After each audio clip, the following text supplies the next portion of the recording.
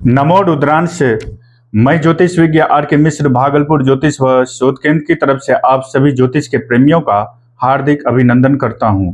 वह संस्था से जुड़े हुए सभी जातक और जातिकाओं का भी हार्दिक अभिनंदन करता हूं। मेरे प्यारे ज्योतिष प्रेमियों, आज एक योग के बारे में चर्चा करने के लिए जा रहे हैं, जिसे प्रतिष्ठा योग के नाम से आप सभी जानते हैं। आखिरकार ये प्रतिष्ठा योग कैसे बनते हैं और किस प्रकार इसे देखा जाता है, आइए इस पर अल्प शब्दों के माध्यम से चर्चा करें। मेरे प्यारे ज्योतिष प्रेमियों, वैसे तो प्रतिष्ठा सूर्य ग्रह से संबंधित है, किंतु आज कम शब्दों में सिर्फ और सिर्फ सूत्रों के बारे में आप सभी ज्योतिष प्रेमियों को बताने के लिए जा रहा हूं। इन सूत्रों को आप अपने जन्म कुंडली में हूबहू लगा करके देखें। ठीक है, तो आइए बताते हैं। इसके लिए आपको कुछ करने की आवश्यकता नहीं है। आपकी लग्न कुंडली में लग्नेश की स्थिति को देखें। लग्न कुंडली में केंद्र भाव के स्वामियों की स्थिति को देखें, जिसमें लग्न, चतुर्थ, सप्तम और दशम भाव के स्वामी, साथ ही साथ पंचम भाव जो कि धर्म त्रिकोण के कारक भाव के रूप में जाने जाते हैं, वहीं पर धर्म त्रिकोण का नवम भाव की स्थिति को भी आप अपने लग्न कुंडली में देखें। साथ ही साथ इच्छा पूर्ति करने वाले भाव एकादश भाव की भी स्थिति को आप लग्न कुंडली में देखें। यदि इन सभी भावों का आपस में केंद्र त्रिकोण से संबंध यदि बनता हो, या फिर इन केंद्र भाव के स्वामी या फिर धर्म त्रिकोण के भाव के स्वामियों के साथ आपस में केंद्र या त्रिकोण या फिर इन सभी भावों में से जो लग्न, चतुर्थ, पंचम, सप्तम, नवम, दशम, एकादश और लग्न, इन भावों में यदि आपस में संबंध भाव या भावेश के साथ बनता हुआ दिखे, तो ऐसे में व्यक्ति को प्रतिष्ठा मिलता है। ऐसे में व्यक्ति प्रतिष्ठावान होता है। सर्व मनोकामना पूर्ति के योग बन जाते हैं। ठीक इन्हीं सूत्रों को आपको अपने ही लग्न कुंडली में यदि चंद्रमा केंद्र या त्रिकोण में या फिर इन सभी भावों में जो लग्न, चतुर्थ, पंचम, सप्तम, नवम, एकादश में या फिर दशम भाव में हो करके विराजमान हो और उस चंद्रमा से लग्नेश, चतुर्थेश, एकादशेश और नवमेश और पंचमेश का संबंध बने। ये लग्न कुंडली में भी देखिए और चंद्र कुंडली में भी देखिए। यदि आपस में इनका संबंध बनता हुआ दिखे तो ये भी प्रतिष्ठा बनाने वाले योग निर्धारित करते हैं। व्यक्ति को अपने जीवन में प्रतिष्ठा की प्राप्ति होती है, पद की प्राप्ति होती है, मान सम्मान की प्राप्ति होती है। ठीक इसी तरह से ये देखिए कि लग्न कुंडली में और चंद्र कुंडली में सूर्य की स्थिति कैसी है। साथ ही साथ यदि सूर्य की स्थिति उच्च के होकर के हो, मित्र राशि में हो, या फिर साथ ही साथ केंद्र और त्रिकोण और इच्छा पूर्ति वाले भाव एकादश भाव से चाहे लग्न में बने या फिर चंद्र कुंडली में बने, तो ऐसे में पद प्रतिष्ठा की प्राप्ति होती है।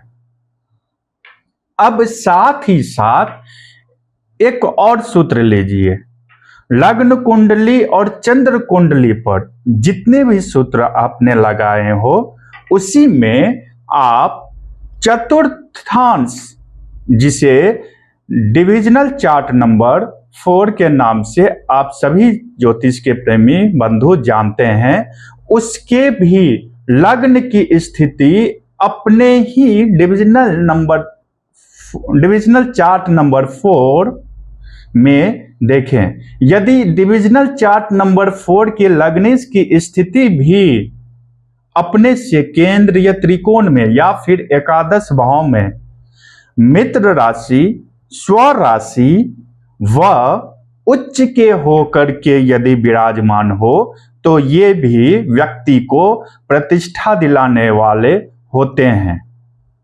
यही डिविजनल चार्ट नंबर 4 में फिर सूर्य की भी स्थितियों को देखें। यदि सूर्य की भी स्थिति ऐसी बनती हुई दिखे तो ये भी प्रतिष्ठा दिलाने वाले योग को निर्धारित करते हैं।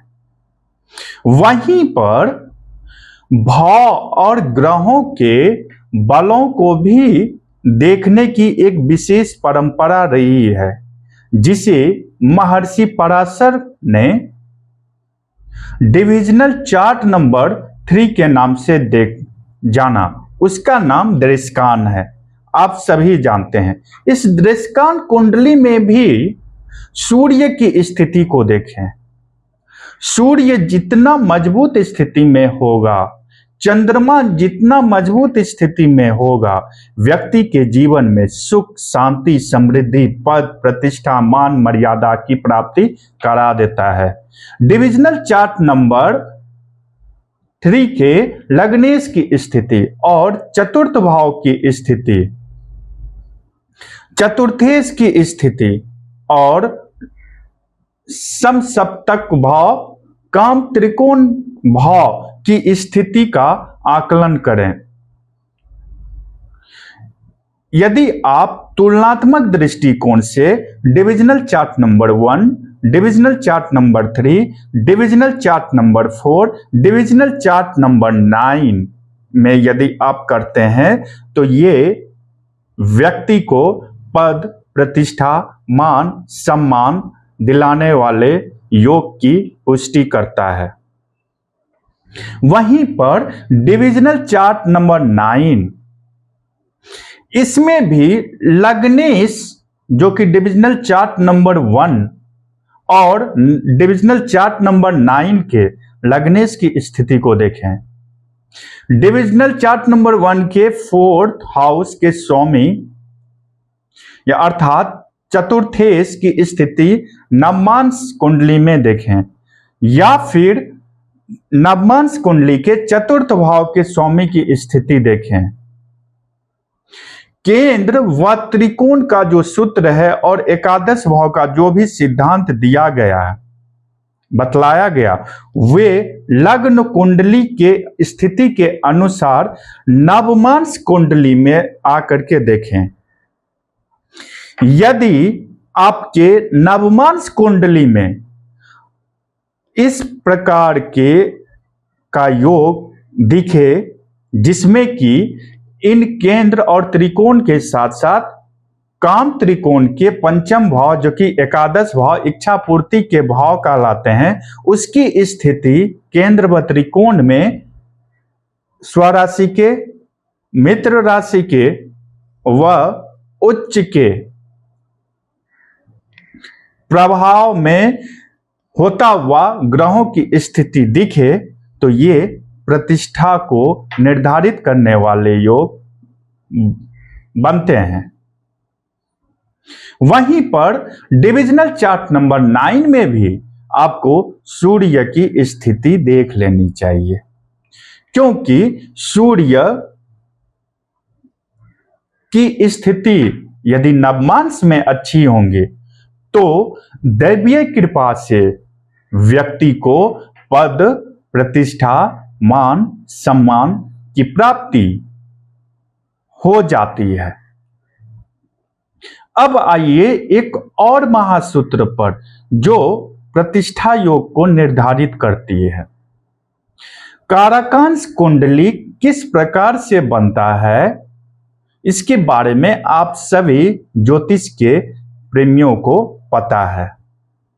कारकांश कुंडली में आत्मकारक ग्रह की स्थिति को देखें। अब उस आत्मकारक ग्रह की स्थिति को अपने लग्न कुंडली में डिविजनल चार्ट नंबर 4, चतुर्थांश कुंडली में डिविजनल चार्ट नंबर 9, नवमांश कुंडली में उसकी स्थिति को देखें। अब इस कारकांश कुंडली के लग्नेश की स्थिति स्वयं के कारकांश कुंडली में भी देखें।